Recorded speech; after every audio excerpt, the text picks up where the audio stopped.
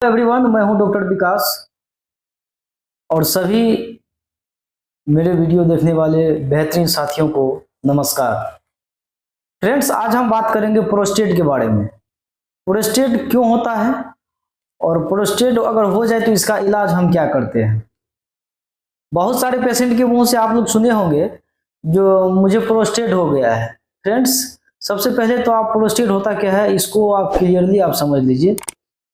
Prostate पुरुष में पाए जाने वाला एक अवयव है जिसको हम हिंदी में गदूध भी बोलते हैं, जो नेचुरली बच्चा पैदा करने में कुछ ऐसे केमिकल्स को प्रोड्यूस करते हैं जो सीमेन के माध्यम से वो जाता है और वो बच्चा पैदा करने में वो काफी मदद करता है।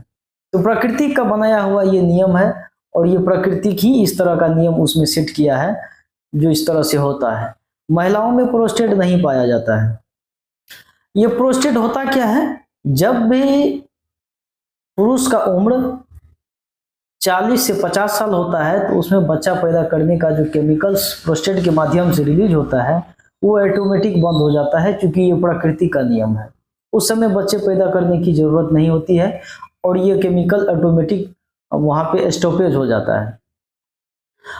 और मेडिकल भाषा में प्रोस्टेट को बीपीएच भी बोलते हैं, बिनाइन प्रोस्टेटिक हाइपरप्लेसिया। समझ गए फ्रेंड्स। और ये प्रोस्टेट अगर किसी पुरुष में हुआ है तो उसको सबसे पहले लक्षण प्रोस्टेट होता है, एक ग्लैंड होता है एक नींबू के साइज का, जो यूरिनरी ब्लैडर और उसके नीचे जो व्यवस्थित होता है, यूरिनरी ब्लैडर के नीचे व्यवस्थित होता है और उसके बीचों बीच रास्ते से पेशाब की नली जाती है जिस होकर के पेशाब निकलता है। तो जब भी ये प्रोस्टेट में संकुचन होने लगता है, ये प्रोस्टेट का साइज बढ़ने लगता है अंदर की ओर, तो वो पेशाब का जो नली है वो दबने लगता है और दबने के कारण पेशाब करने में दिक्कत होता है। कभी कभी पेशाब रुक भी जाता है तो कभी कभी पेशाब होने के बावजूद भी कुछ ब्लैडर में बचा हुआ रह जाता है, जैसा आप देख रहे हैं। पेशाब में धार नहीं बनेगा, पेशाब के साथ में दर्द होगा। ये इस तरह से कंडीशन आपको पेशेंट बता सकते हैं, इस कारण इस तरह से होता भी है। पेशाब धीरे धीरे निकलेगा, यूरिन का फ्लो नहीं होगा, उसके साथ में दर्द भी होगा, ब्लैडर भरा टाइप से लगेगा। ये उसका लक्षण है। अगर प्रोस्टेट हो जाए तो अब हम क्या करें। सबसे पहले फ्रेंड्स उसको चेक करना है। प्रोस्टेट का जो चेक होता है एक अल्ट्रासाउंड होता है, अल्ट्रासाउंड में आपको ये निकल के आ जाएगा जो इनलार्जमेंट प्रोस्टेट या प्रोस्टोमेगली, ये अल्ट्रासाउंड रिपोर्ट में आ जाता है। जैसा कि आप अल्ट्रासाउंड एक रिपोर्ट है, आप देख लीजिए। समझ गए फ्रेंड्स। तो उसके लिए आप अगर अल्ट्रासाउंड रिपोर्ट से ये फाइंड हो गया है उस प्रोस्टेट का मास 80 ग्राम 50 ग्राम 130 ग्राम एबव हो जाता है बढ़ के, तो उस कारण से पेशाब में दिक्कत होता है। तो आपके पास अगर ये मरीज आए तो अल्ट्रासाउंड सबसे पहले उसको कराइए। अल्ट्रासाउंड कराने के बाद एक पीएसए होता है टेस्ट प्रोस्टेट का, प्रोस्टेटिक स्पेसिफिक एंटीजन होता है, जो ये कैंसर का टेस्ट होता है, जिसका नॉर्मल वैल्यू आप देख रहे हैं बगल में डिस्प्ले पे चल रहा है, ये आप देख लीजिए। ये नॉर्मल से ज़्यादा है, मतलब नॉर्मल वैल्यू से अगर ज़्यादा है तो ये कैंसर की ओर इंडिकेट करता है। लेकिन फिर भी इसे कंफर्म करने के लिए एक बायोप्सी टेस्ट होता है, वो कराना पड़ता है। और उसके साथ में एक होता है यूरिन का फ्लो टेस्ट। यूरिन का फ्लो, अगर आप यूरिन की फ्लो उसका टेस्ट करा करके देखेंगे तो यूरिन का फ्लो जो है, जितना मात्रा में यूरिन बन रहा था, कितना मात्रा में यूरिन निकल रहा है और ब्लैडर में यूरिन बचा रह जाता है, वो टेस्ट होता है। वो देख करके फाइंड करना पड़ता है जिसको रियली में प्रोस्टेट ही हो गया है। समझ गए फ्रेंड्स। अब उसके बाद अगर आपके ओपीडी में या आपको ऐसा मरीज दिखे तो आप उसको इलाज क्या करेंगे। पेशाब रुक गया है, ब्लैडर भरा हुआ है, तो सबसे पहले उसको करना क्या है, कैथेटर उसके मतलब पेनिस के माध्यम से ब्लैडर में एंट्री करना है और एंट्री करने के बाद जो भी अंदर में पेशाब है, यूरिन है, उसको सबसे पहले बाहर निकलना है, क्योंकि ये ब्लैडर जब फट जाएगा तो वो फटने का भी चांस रहता है और वो ज़्यादा खतरा हो जाएगा, और ज़्यादा खतरा हो जाएगा तो क्रिटिकल कंडीशन हो जाता है, उसको संभालना मुश्किल हो जाता है। समझ गए फ्रेंड्स। तो सबसे पहले अगर इस तरह का पेशेंट आए, पेशाब रुका हुआ हो, दर्द से परेशान हो, तो सबसे पहले उसको कैथेटराइज कीजिए और उसके बाद जो पेशाब है वो बाहर निकल जाएगा, फिर आराम हो जाएगा। उसके बाद आता है ट्रीटमेंट का प्रोसेस।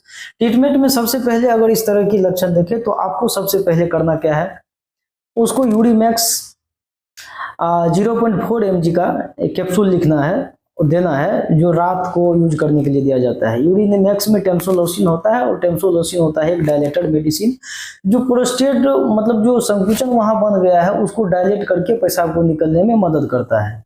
यूरिमैक्स देना है रात के रात। उसके बाद एक होता है अल्फूसिन डी। अल्फूसिन डी एक कैप्सूल आता है जो 10 mg और उसके साथ में एक डूटास्ट्राइड रहता है।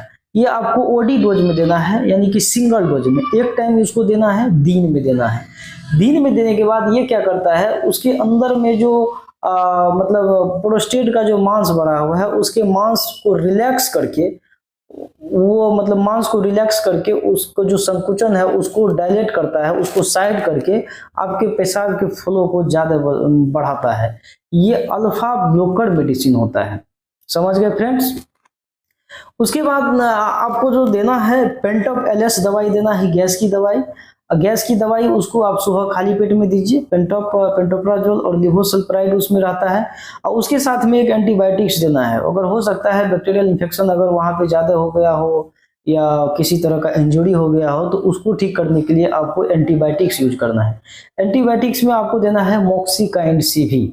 मॉक्सिकाइंड सीवी 625 mg का टेबलेट सुबह और शाम मीडी डोज में देना है, समझ गए फ्रेंड्स। उसके साथ में अगर पेशेंट कमजोर है, उसको मतलब एनर्जी नहीं बुझा रहा है, तो उसके साथ में आप बीएनसी टेबलेट या बीएनसी सिरप भी उसको दे सकते हैं।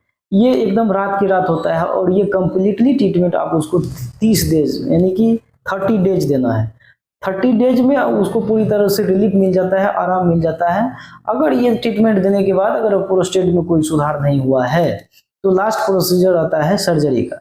सर्जरी लेप्रोस्कोपी के द्वारा भी होता है और ओपनली भी होता है, तो जो आपको बेटर लगे वो आप करा लीजिए।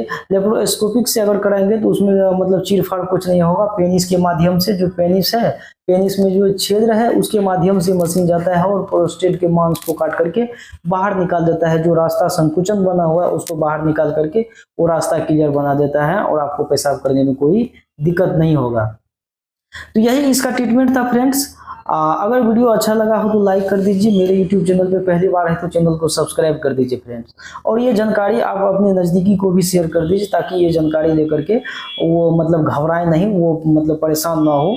ये सिर्फ जानकारी की ज़रूरत है। जानकारी अगर आपको हो जाएगा, पेशेंट किसी भी बीमारी को अगर जान जाएगा तो वो डरेगा नहीं बीमारी से, क्योंकि बीमारी से डरने की जरूरत नहीं है, उससे लड़ने की जरूरत है। और लड़ता कौन है?